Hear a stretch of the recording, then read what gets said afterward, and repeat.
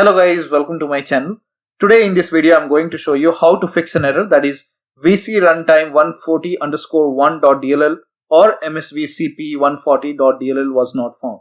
So if you're receiving one of these error messages while launching ZBrushCore application on your computer, then please follow the steps shown in this video. Now in order to fix this error message, copy this link. The link is provided in the video description. Open this link in a browser. Will take you to Microsoft website. Scroll down and over here you can see Visual Studio 2015, 17 and 19.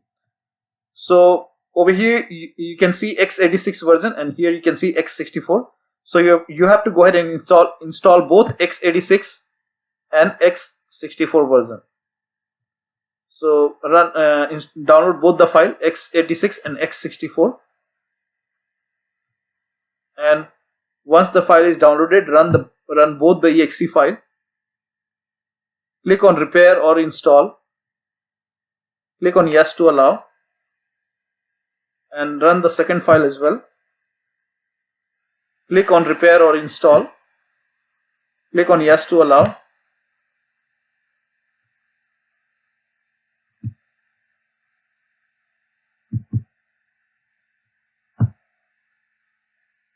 Let the installation complete. Now once the installation is complete, you can close this window,